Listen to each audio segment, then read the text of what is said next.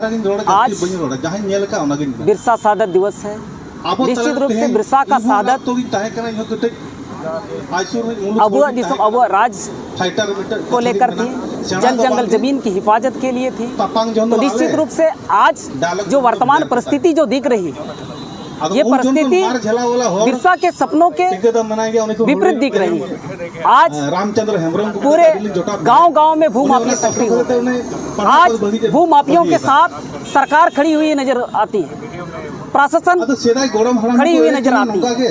आज CNT SPT act को सख्ती से लागू करने के लिए किसी भी प्रकार की फोर्स कोई खड़ी नजर नहीं आती, लेकिन आज सीएनटी एसपीटी एक्ट को लागू करने के लिए सीएनटी एसपीटी एक्ट का जहां भी उल्लंघन हो रहा है, इसके खिलाफ में जो संघर्ष करता है, उस संघर्ष को दबाने के लिए रेप खड़ी होती है, सीआरपीएफ खड़ी होती है, झारखंड पुलिस खड़ी होती है। तो ये एक प्रकार से भारत एक लोकतांत्रिक देश है, और लोकतांत्रिक देश में हम देख रहे हैं कि लोकतंत्र का पूरी तरीके से हत्या किया जा रहा है। तो आज हम बताना चाहते हैं कि इसके पूर्व जो रघुवर दास की सरकार थी, उन्होंने झारखंडी जनभावनाओं के विपरीत उन्होंने काम किया। सीएनटी एसपीटी एक्ट में संशोधन किया, लैंड बैंक लाया, और इसके खिलाफ में झारखंडी लोग गोलबंद हुए और रघुवर दास को सत्ता से बेदखल किया। तो वर्तमान सरकार को भी उसको समझना पड़ेगा कि आपको विकल्प के तौर पर झारखंडी जनमानस आपको सत्ता आपको सौंपे। आप अगर उनके भावनाओं के विपरीत काम करेंगे, तो जिस तरीके से आपको सत्ता में बैठाए थे, तो सत्ता में उतारने का भी आपको काम तो ज्ञापन सौंपने हो गया। को मैंने जब प्रश्न उपायुक्त आप लोग प्रश्न आपके तरफ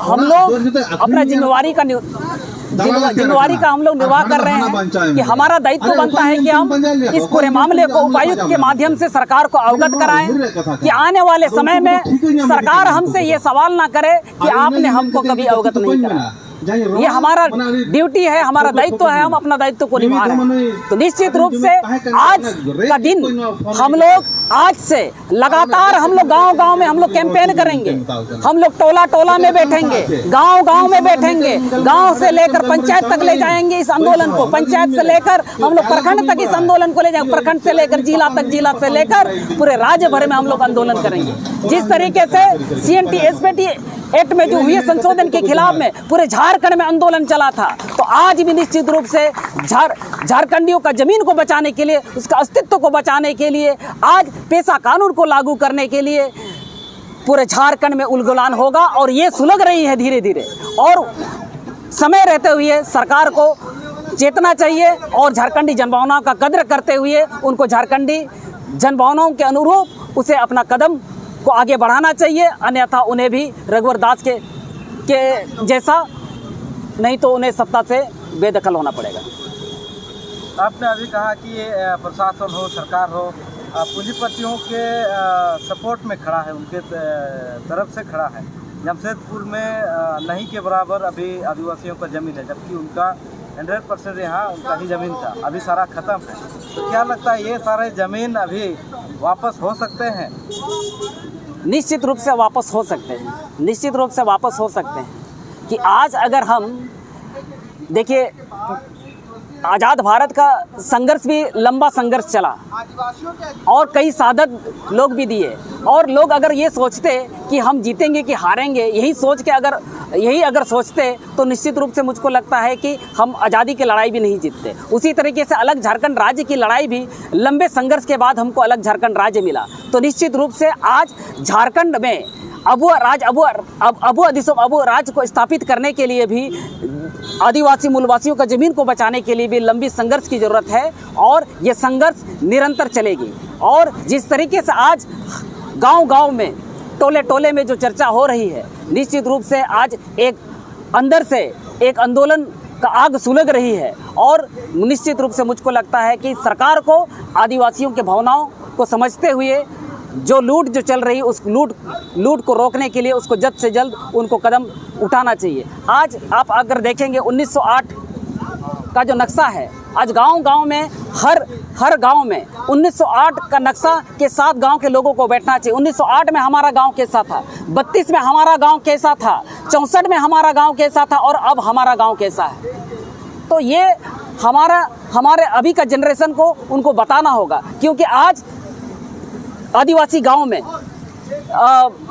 नए तरीके से नामकरण लोग दिया जा रहा है। आज एक पोड़ियासा ग्राम में एक शांति नगर नाम करके एक बस्ती बसाया जा रहा है, सैनिक कॉलोनी करके एक बस्ती बसाया जा रहा है। तो हमारे जो वर्तमान समय के जो यूथ लोग हैं उनको क्या बताया जाए कि यहाँ पर कोई शांति बूढ़ा या शांति बूढ़ी थी होगी, इसीलिए यह शांति नगर हो गया। तो वो तो स्थापित हो रहे हैं और हम विस्थापित हो रहे हैं। तो निश्चित रूप से मुझको लगता है कि अब हमको अपना गांव में हमारा ग्राम सभा को सशक्त करना चाहिए। आज ये जो नगर निगम का जो बात है, नगर निगम आज ये नगर का रूप क्यों ले रहा है, इस पर भी मुझको लगता है कि हमें विचार करना होगा। गांव में हमको बैठ के हमको विचार करना होगा। कहीं ना कहीं हम ग्राम सभा को सशक्त करने की दिशा में हम बेहतर तरीके से हम पहल नहीं कर रहे हैं, जिसका नतीजा ये हुआ है कि धीरे धीरे बाहरी घुसपैठ बढ़ती जा रही है। तो आज हमें अपने कमजोरियों को स्वीकारते हुए हमें पहल करना होगा कि हम ग्राम सभा को सशक्त करें, हम बाहरी आबादी हमारा गांव में प्रवेश ना करे, इस पर हमें सख्त रोक लगाना चाहिए। और इस दिशा में अगर हम पहल करते हैं तो निश्चित रूप से हम ग्राम सभा को अगर हम सशक्त करते हैं तो निश्चित रूप से ज़रूर हम ज़मीन का जो लूट है उस लूट को भी हम बचा पाएंगे और जो लूटे हुए ज़मीन को भी हम लोग वापस ला सकते हैं। ये जमशेदपुर भी, यहाँ भी आदिवासियों का ही ज़मीन था और आसपास के इलाकों में भी आदिवासियों की ज़मीन था। तो आपको क्या लग रहा है कि आदिवासी ज़मीन को बेच रहा है या बाहर से आकर लोग लूट रहे हैं? असलियत क्या है? देखिए, इसमें 2-3 चीज़ है। एक तो ये है कि आपको समझना पड़ेगा कि कहीं ना कहीं मुझको लगता है कि हमारे चंद लोगों का भी मानसिकता बदल गया है और उन लोग क्या है कि वर्तमान समय में उनको क्या बोलेंगे, मांस भात उसको चाहिए, उसको गाड़ी घोड़ा मेंटेन करना है, यही वो चाहते हैं। लेकिन वो भविष्य को लेकर नहीं सोच रहे हैं। आप देखिएगा कि फिर भी यहाँ तो सीएनटी है, आप जाकर भी नहीं बेच सकते हैं। नहीं बेच सकते हैं, आप सही बोल रहे हैं, लेकिन आज एग्रीमेंट पर लोग रह रहे हैं। आप खुकड़ाड़ी एरिया में देखिए, खुकड़ाड़ी एरिया में देखिएगा आदिवासी ज़मीन पर बाहरी लोग बसे हुए हैं, एग्रीमेंट पर रह रहे हैं। बयांग बिल में जाइए, कितने बाहरी आबादी बस गए, वो तो पूरा आदिवासी गांव है, आदिवासी ज़मीन है। तो ये उसी तरीके से आपको समझना पड़ेगा कि ये जो घाघेड़ी एरिया में देखिए, घाघेड़ी एरिया में आदिवासी ज़मीन है, सीएनटी है, उसके बावजूद जो है वहाँ भी बाहरी आबादी घुस गई है। और उसी तरीके से आप अगर देखिएगा, जहाँ जहाँ भी भूमाफिया लोग सक्रिय है, जहाँ जहाँ भी ज़मीन का मामला विवादित है, ये संयोग नहीं हो सकता। रिकॉर्ड रूप में भी उस प्लॉट का खतियान को गायब कर दिया गया है। तो यहाँ बाहरी लोग आता है, ज़मीन पर कब्जा कर लेता है, उसके बाद ये प्रशासन जाकर उन्हें गिरफ्तार क्यों नहीं करता है? आपके हिसाब से क्यों ऐसा हो रहा है कि उन्हें गिरफ्तार नहीं किया जा रहा है? ऐसा अगर आप यहीं पर बिना हेलमेट जाएंगे तो पुलिस आपको रोक के आपका चालान कर देता है, लेकिन ज़मीन लूटने वालों को वहाँ गिरफ्तार पुलिस नहीं करता है। क्या वजह लगता है आपको? देखिए, सबसे बड़ी बात ये हो रहा है कि वर्तमान समय में एक जो गांव-गांव में मुझको लगता है कि एक जागरूकता हमें लाना होगा, क्योंकि आपको समझना पड़ेगा कि आप किसी भी पॉलिटिकल पार्टी को आप वोट दीजिएगा, लेकिन आप किस आधार पर उसको वोट दे रहे हैं? आप धोती साड़ी योजना के लिए उसको वोट दे रहे हैं या आप जो ज़मीन के सवाल पर आप उसको वोट दे रहे हैं? ये आपको तय करना होगा, क्योंकि आज ज़मीन के सवाल को हम लोग राजनीतिक मुद्दा हम लोग नहीं बना पाए। ये एक बड़ा सवाल है, जिसके वजह से क्या हो रहा है कि अभी आप अगर देखिएगा कि ये सीओ वीडियो ये भी सरकार का ही हिस्सा है, तो ये भी वसूली कर रहे हैं, और ये वसूली कहीं ना कहीं मुझको लगता है कि घूम फिर के जो है ना वो चुनाव के समय खर्च होता है, और वो जो चंद पैसा के बदौलत ही आज पूरा जो झारखंडियों का जो मुद्दा है वो पूरी तरीके से जीरो हो जाता है। तो कहीं ना कहीं मुझको लगता है कि हमें गांव-गांव में निरंतर संघर्ष करने की ज़रूरत है, और आप सब का सहयोग मुझको लगता है कि बहुत ज़रूरी है। और आप जहां तक मुझको लगता है कि आदिम ज़मीन इस इशू को लेकर लगातार लगातार आवाज़ उठाते आया है और प्रमुखता से इन झारखंडियों का मुद्दा को उठाते आया है और ये लगातार कैंपेन चलेगा, एक दिन में तो नहीं होगा। जिस तरीके से मुझको लगता है कि लंबा संघर्ष चला था अलग झारखंड राज्य के लिए, ये अबुआ राज्य को स्थापित करने के लिए तो बहुत जल्द हो सकता है। क्या प्रशासन व्यवस्था आपका संथाल में माझी परगना है, मुंडा मानकी है, बाकी में डोकलो सर, इस तरह की व्यवस्था है, तुरंत उनसे हो सकता है, तो उनसे जागरूकता नहीं फैल रहा है क्या? आपका कहना सही है, आपका कहना सही है और निश्चित रूप से मुझको लगता है कि आपका कहना भी सही है, लेकिन वर्तमान समय में हो क्या रहा है? वर्तमान समय में हो क्या रहा है कि अभी गांव-गांव में मुझको लगता है कि कहीं ना कहीं मुझको लगता है कि हर राजनीतिक दल के लोग सक्रिय हैं, हर राजनीतिक दल के लोग सक्रिय है और राजनीतिक दल का जो लोग जो है वो लोग केवल वो सक्रिय है किस लिए? वो राजनीतिक पार्टी में आए हैं अपना पैसा के लिए, सेवा के लिए नहीं आए।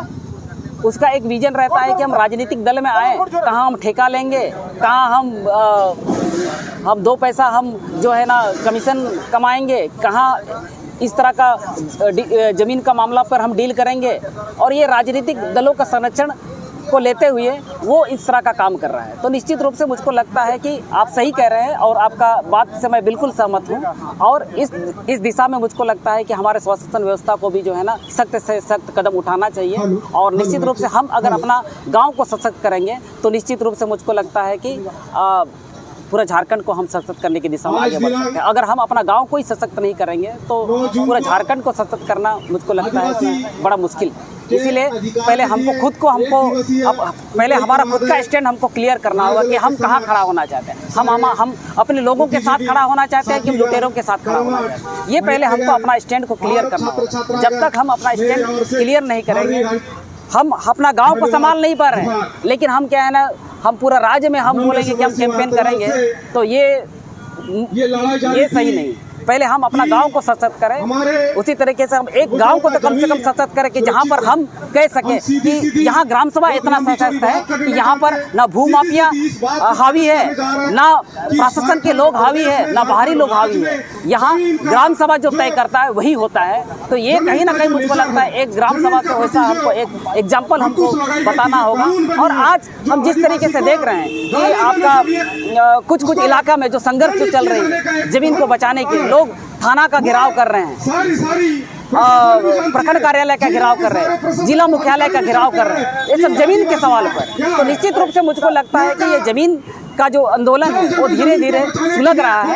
और आपका जो सवाल है कि हमारा स्वशासन व्यवस्था है, मुंडा मानकी सिस्टम है, हमारा माझी परगना महाल है, पढ़ा व्यवस्था है, तो निश्चित रूप से हम अगर अपना स्वशासन व्यवस्था में हम खुद को अगर अपना गाँव में हम मजबूत करते हैं तो निश्चित रूप से ना राजनीतिक दल हम पर हावी होंगे, ना पूंजीपति लोग हावी होंगे, ना प्रशासन के लोग हावी होंगे, ना सरकार हम पर हावी होगी।